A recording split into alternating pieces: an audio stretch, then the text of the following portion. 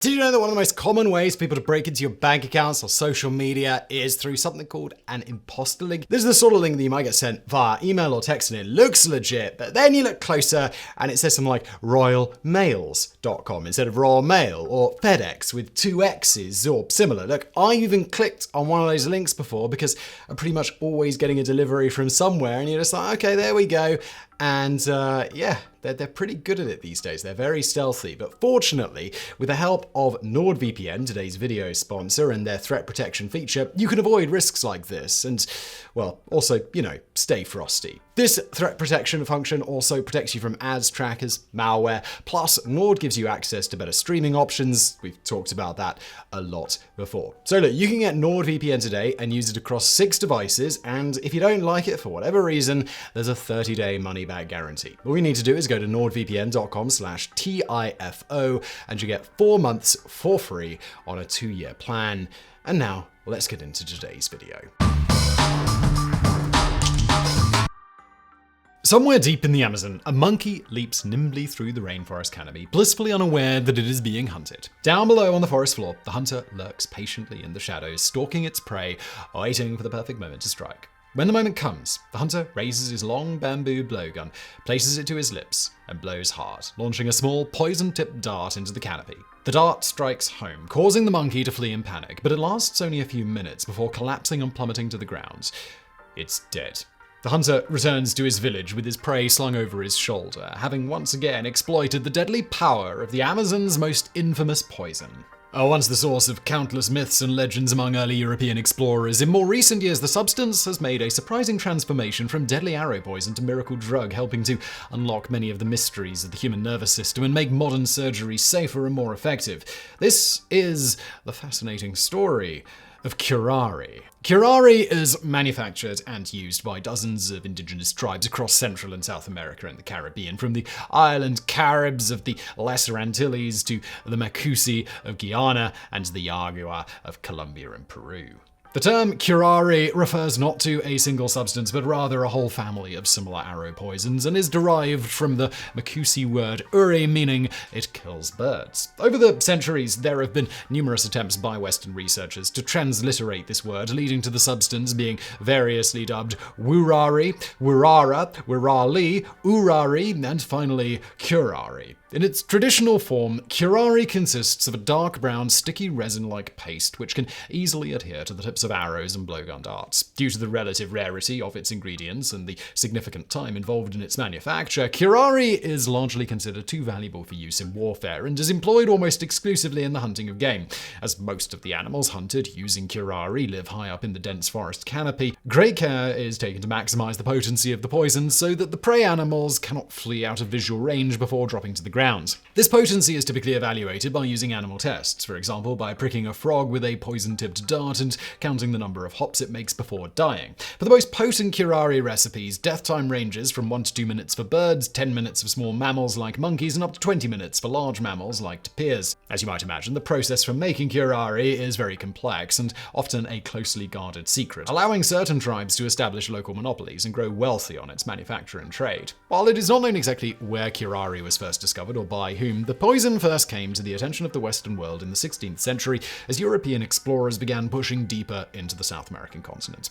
One of the first descriptions of curare comes from Pietro Martir de Anghiera, better known as Peter Martyr, an Italian-Spanish historian who in 1530 compiled numerous accounts of South American exploration in a book titled On the New World. In the book, de Anghiera describes battles between Spanish conquistadors and indigenous tribes in which soldiers and horses were struck by poisoned arrows and appeared to become paralyzed before eventually dying. This detail would be the first hint as to how this mysterious poison actually worked. D'Anghiera goes on to describe how curare was exclusively manufactured by old criminal women who were locked up in cramped huts and forced to produce the poison from various toxic plants. When these women were overcome by the toxic fumes and passed out, the poison was deemed to be ready for use.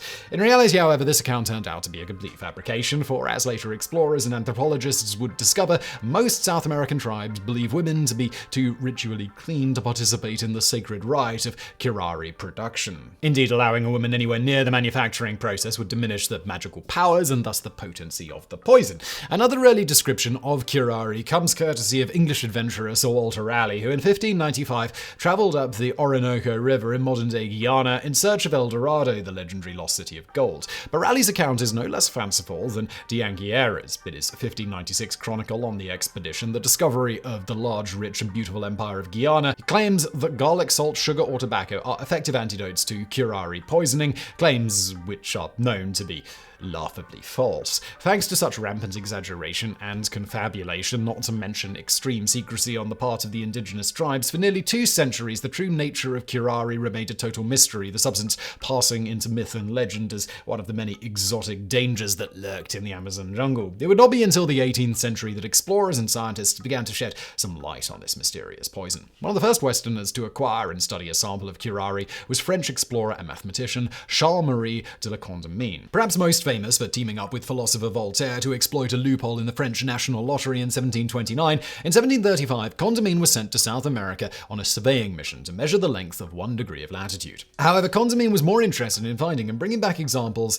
of the cinchona tree, whose bark was the source of the anti-malarial drug quinine. To this end, he travelled widely across the continent for nearly a decade, making many valuable discoveries along the way. For example, he was the first European to encounter and describe caoutchouc, or natural latex rubber, identified valuable platinum ores, and brought back seeds of several exotic plants, including cacao, vanilla, and sarsaparilla. During his travels, he also encountered an indigenous tribe called the Yamayos, from whom he acquired a large sample of black curare resin. Upon returning to Europe, Condamine teamed up with Dutch physicians Herman Boerhaave and Gerhard von Swieten and anatomist Bernhardus Albinus of the University of Leiden in the Netherlands to investigate the properties of this legendary poison. By injecting various doses into a cat, the 4 scientists were able to confirm that curare works by paralyzing the muscles. To their surprise, however, they discovered that the cat's heart continued beating for up to 2 hours following its apparent death.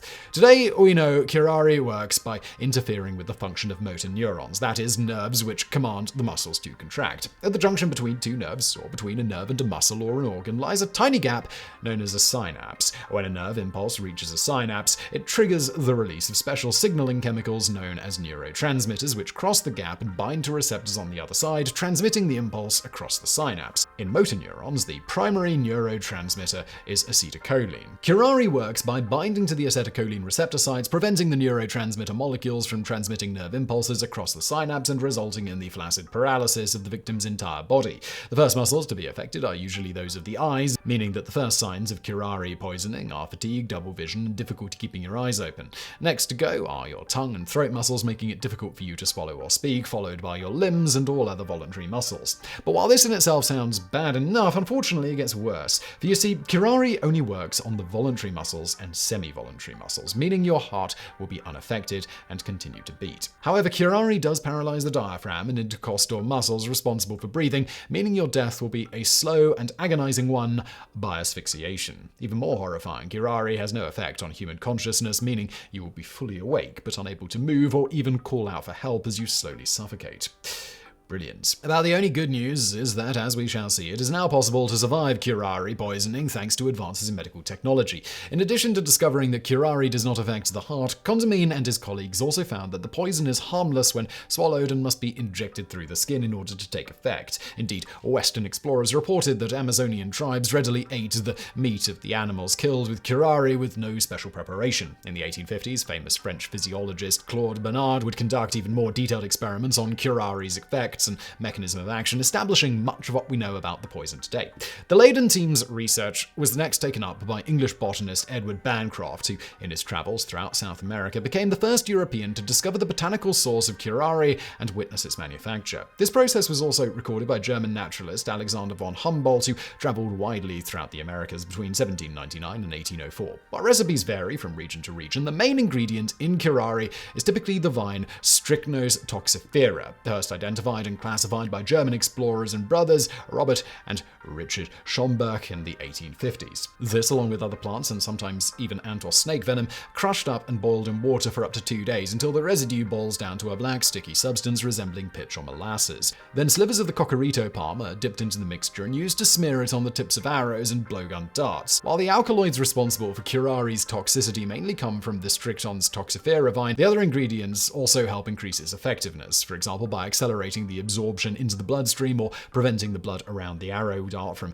clotting. In 1895, German pharmacologist Rudolf Bohm attempted to classify the different types of curare by the type of container they were stored in, identifying 3 main categories: tube curare, stored in sections of bamboo; pot curare, stored in terracotta pots; and calabash curare, stored in hollow gourds. This system, however, was later found to have little factual basis. In reality, different tribes simply had different recipes for curare and different containers in which they typically stored the finished product, the two being unrelated to one another. In 1811, English surgeon Benjamin Brodie repeated Condamine, Borhe, Van Swieten, and Albanus' experiments, confirming that curare paralyzes the breathing muscles while leaving the heart unaffected. Crucially, however, he postulated that if the victim's lungs could be kept mechanically ventilated using bellows, then life could be sustained until the poison wore off, allowing them to make a complete recovery. This hypothesis was confirmed in 1825 by fellow Englishman Charles Waterton in a series of now classic experiments conducted on a female donkey. Waterton, who had made his name as a South American explorer by, among other things, wrestling an alligator and a boa constrictor, first applied a tourniquet to one of the donkey's legs to cut off blood flow before injecting the leg with curare. The donkey suffered no ill effects, but when Waterton removed the tourniquet, allowing blood from the leg to recirculate into the donkey's body, the animal collapsed and stopped breathing within minutes, confirming that curare does not act locally and must be carried throughout the body to be effective. Once the donkey had collapsed, Waterton proceeded to insert bellows into its windpipe and artificially ventilate the animal for 2 hours until the poison wore off. The donkey made a full recovery with no lingering effects and lived for another 25 years, having been put to pasture as a reward for her medical contributions. Waterton might not have known it at the time, but a century later, this remarkable achievement would form the basis of a revolution in surgical science. Based on these experiments, Waterton began to wonder whether curare might have medical applications. Observing that the action of curare appeared to be the exact opposite of tetanus, rabies, and strychnine poisoning, he suggested it be used in the treatment of these afflictions. Waterton had a particular interest in rabies, having been bitten by a dog as a child. Unfortunately, he never had the chance to test these theories. The closest he got was in 1839, when one Mr. Isaac Phelps, a police inspector for the city of Nottingham, was bitten by a rabid dog that he was attempting to rescue from a deep hole. The wound healed, and for a while Phelps appeared well, but 7 weeks later he began displaying the classic symptoms of rabies, then known as hydrophobia, and was admitted to the hospital. One doctor who had read of Waterton's theories called for him at his home 80 kilometers away. Unfortunately, by the time Waterton arrived with his curare preparation, Phelps had already died. While Scottish physician George Harley would later prove that Waterton was correct about curare's usefulness in treating tetanus and strychnine poisoning, the poison is unfortunately useless against rabies, which directly attacks the central nervous system. It would be another 100 years before curare finally found its place in the pharmacopoeia. In the meantime, however, the poison would play a vital role in solving a medical mystery and expanding our understanding of the human nervous system. In 1900, Austrian physiologist Jacob Paul was conducting experiments on digestive function using dogs. By this time, curare was commonly used to paralyze laboratory animals so that their automatic physiological responses to various drugs and treatments could be more easily observed. On one occasion, Pal injected a paralyzed dog with the toxin physostigmine, extracted from Physostigma venusum, better known as the caliber bean. To his shock, the dog suddenly resumed breathing on its own. Pal had accidentally discovered the first known substance which could counter the effects of curare, unearthing a vital clue to how the poison actually worked. This discovery led then to another dramatic medical breakthrough 35 years later. In 1935, Dr. Mary Walker at St. Alphonsus Hospital in Greenwich, England, was studying a rare neurological disorder known as myasthenia gravis, which causes profound and sustained muscle weakness and fatigue. After observing that patients with the disease were uniquely sensitive to small doses of curare, Walker hypothesized that the affliction was caused by a curare-like substance produced by the patient's own body. Having read about Jacob Powell's discovery 3 decades before, Walker decided to try injecting her patients with physostigmine. The results were dramatic, so dramatic in fact that the sudden and seemingly complete recovery of her patients is now widely known as the miracle at St. Alphonsus. It's now known that myasthenia gravis is not in fact caused by a natural curare-like substance, but rather by an autoimmune disorder that attacks the acetylcholine receptors in the motor neuron synapses. Physostigmine, meanwhile, acts as a cholinesterase inhibitor, interfering with the enzymes that break down acetylcholine molecules after a nerve impulse is sent, effectively resetting the nerve for the next impulse. This increases the amount of neurotransmitters in the synapses, allowing the nerves to overcome the effects of the disease. Nonetheless, Walker's discovery led to the discovery of acetylcholine's role in motor nerve transmission, which had been hypothesized by English pharmacologist Sir Henry Dale in 1914. After 2 decades of research, Dale, along with German psychobiologist Otto Loewe, finally confirmed the function of acetylcholine, the two men sharing the 1936 Nobel Prize in Physiology or Medicine for their groundbreaking discoveries. A year earlier, the composition of curare was finally worked out by English chemist Harold King, who determined that the most active toxins in the sticky mixture were the alkaloids curarine and tubocuranine. This attracted the attention of pharmaceutical company E.R. Squibb & Sons, who, intrigued by the potential medical uses for the poison, began purifying and selling small amounts of D-tuberocurarine to medical researchers under the brand name Intocostrin. In 1939, curare finally saw its first medical application when American psychiatrist Abram Elting Bennett used it to paralyze patients undergoing metrazole-induced convulsive therapy. The precursor to electroconvulsive or shock therapy, this procedure was used to treat various psychiatric disorders including depression and schizophrenia, and involved inducing seizures using a drug called metrazole or cardiazole. The problem was the convulsions introduced by this drug were so severe that patients often ended up injuring themselves. By paralyzing the patient with curare first, the procedure was rendered much safer, and for more on how this bizarre treatment came to be, please check out our previous video, Who Invented Shock Therapy, and Does It Actually Work? But it wasn't until 1942 that curare would finally find its most prominent medical application. It was in that year that anesthesiologist Dr. Harold R. Griffith and resident Enid Johnson of Montreal's Homeopathic Hospital first experimented with the use of intocostrin in surgery. While surgical anesthesia had been around since 1846 and was well established a century later, it still wasn't a perfect technology. While early general anesthetics like ether, chloroform, and cyclopropane quickly and effectively rendered patients unconscious, they did not completely inhibit their automatic responses, meaning patients could still twitch and move about on the operating table, and sometimes this would cause tragic results. And while some movements could be eliminated by administering more anesthetic, this risked introducing respiratory arrest and other deadly side effects, especially in patients with severe medical conditions or bad hearts. Griffith and Johnson's solution was to administer intocostrin in combination with the anesthetic, inducing complete paralysis with none of the side effects and allowing less anesthetic to be used. As he later recalled in 1944, in June 1939, Dr. L.H. Wright of E.R. Squibb & Sons of New York told me of this new work with curare and remarked how nice it would be if we could use some of it in anesthesia to relax the muscles of our patients when they got a little too tense. I agreed that such an effect is often to be desired, but was too horrified at the old poisonous reputation of curare to be seriously interested.